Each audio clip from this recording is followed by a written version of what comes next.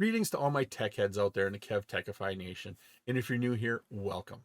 In this episode, we're going to be looking at copper cabling. We'll be discussing characteristics of copper cabling, the types of copper cabling, unshielded twisted pair, also known as UTP, shielded twisted pair, known as STP, and then finally we're going to look at coaxial cable. This episode is part of my series on Introduction to Networks. I'm Kevin here at KevTechify. Let's get this adventure started.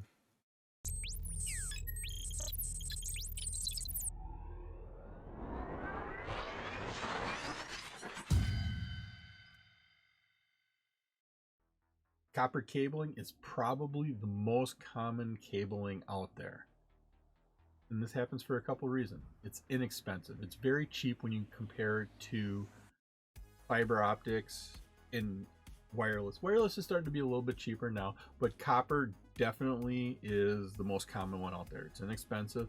It's easy to install. It's very forgiving. You can bend it. Think of an electric cord or an extension cord. You can bend it, you can move it around, and it doesn't break. So it's fairly easy to install. You can actually put the ends on it yourself, and you can do it fairly cheaply. You can go to a store and buy a cheap pair of $20 crimpers and put it in there. But you get what you pay for on those. End crimpers can start at $20 and they go all the way up to a couple $100. And I've used the expensive ones and they're really nice and they work great. The cheaper ones, I'd probably take 2 or 3 ends to put it on and get it right, but you can definitely do it. So it is easy to install, and you can run it through walls and over ceilings and all that kind of stuff fairly easily. And it's got a low resistance for the electricity to go through. There are some limitations though to our copper cabling. The first one is attenuation. Attenuation is the longer the electrical signals have to travel, the weaker they get. Now, the further away from the source that it gets is the weaker the signal. Think about somebody you're standing next to and you're talking. As you walk further and further away, the signal gets quieter and quieter and harder to understand. That is attenuation happening. The signal is being harder to understand. Same thing happens with using copper wire. The longer the cable, the less the signal travels through there, the harder that signal is to understand. So we have that limitation. Another one is interference.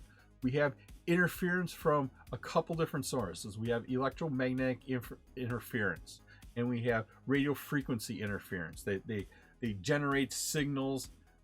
Different devices generate signals that interfere with the electricity going through the cable. And even the cables themselves, the pairs, when put together, they generate signals that interfere with the wire right next to them. And that's typically what we talk or consider crosstalk. How we take care of that is a couple ways. Cable length. The shorter the cable, the better the signal. Better the chance the signal has to get through. We have some shielding and grounding we do with our cables, where basically we wrap some metal braiding around it or we wrap some aluminum foil.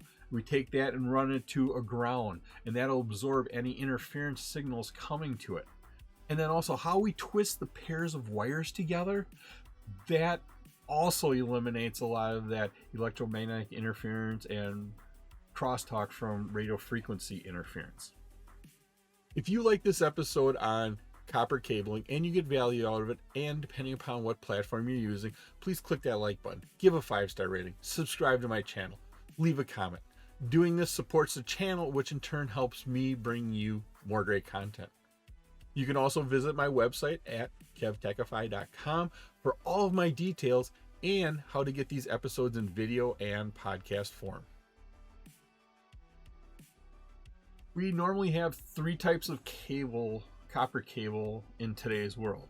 We have unshielded twisted pair, shielded twisted pair. Yes, they're both twisted pair, but one is shielded, one is unshielded, and one is coaxial. Now, the unshielded twisted pair has got some parts to it.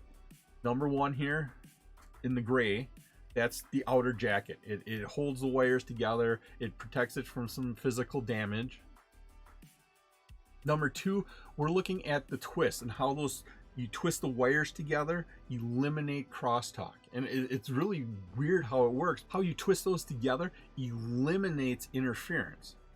And as you'll see, as we talk about the different types of unshielded twisted pair, we talk about the twists in there. And then number 3 is these color-coded plastic jackets we put on there. It isolates the wires from the other wire, plus it lets you easily identify which wire is which wire on the end of a very long cable. And so it's easy to identify it that way.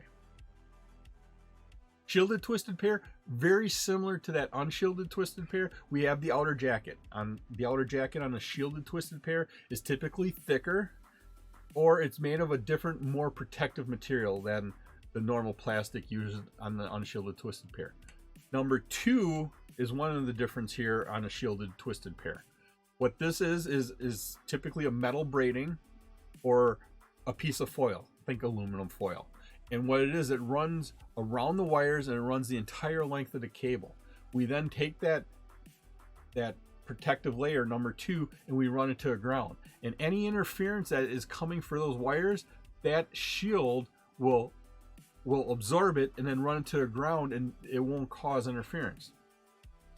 Some cables even wrap the pairs of wires in foil themselves, and there'll be 4 sets of wires wrapped up in there. Some cables do, some cables don't. And then 4 here in this picture represents our color-coded pairs and then twisting of them together. Now, this is a drawn-up version of what's happening. Here's a picture of what it actually looks like. And here you can see the metal braiding right here. This is all the metal braiding. It could be aluminum foil. And then each one of these pairs here have metal foil, a grounded foil rolled on them, and each one absorbing any interference that possibly could come in there. The other type of common copper cable we use a lot in today's world is a coaxial cable. It's a little bit different on how it's configured compared to the shielded and unshielded twisted pairs that we just talked about. Think about it. Electricity needs a complete path to travel. And with a coaxial pair, the center core, number 4 here in this diagram, is one conductor. And so it needs a return path for electricity. And what it does is it uses that protective shielding, that braid right there, number 2 in our drawing. They use that to return the signal. It also absorbs any interference coming in, but it also returns the electronic signal. And so number 1 is our protective outside shielding. Number 2 is our braiding here, our woven wire. Normally it's copper to absorb any signals and return the electricity back. We have 3 as an insulator to keep the braid and the center core apart. And number 4 is where the main signal gets sent out there. That's where the signal gets sent out. And so that all works. Now, on the ends of coaxial cables, we have special connectors. They have their own type of connectors. Here are 3 of the most common ones. We have BNC, an N-type, and an F-type. F-type is what you connect into the back of your TV or into your cable modem. That's the one we're used to. BNC and the N-types, those are a little bit more specific. They're typically used in wireless communications, especially where you have some least frequencies or direct point-to-point. Not your normal Wi-Fi, but think about it's when you take Wi-Fi and you put some external antennas on it. That's when you have these wireless solutions that have these bigger antennas on it, you're going to need specialized connectors. And for me, whenever I deal with any of this, I always talk with my sales engineer. What cables do I need with this antenna? And a lot of times they'll even recommend, what antenna do I need for this application? And they can usually work with me. They're the experts in it. So if you ever have to deal with coaxial cables or getting some external antennas for wireless stuff, definitely work with your sales engineer, your sales rep, to make sure you get the equipment you need to make it all work, including the cables. It was my pleasure to provide you with this wonderful episode on copper cabling. If you like this episode and you got value out of it, and of course, depending upon what platform you're using, please click that like button, give a 5-star rating, leave a comment. This all helps me bring you more great content. Please take a minute to subscribe to my channel. All of my socials and contact information are on my website, KevTechify.com. You can get all of these episodes in video and podcast form. In the upper right is my playlist for my series on Introduction to Networks. In the bottom right is one of my favorite videos that I linked just for you.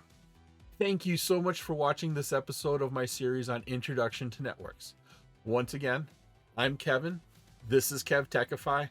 I'll see you next time for another great adventure.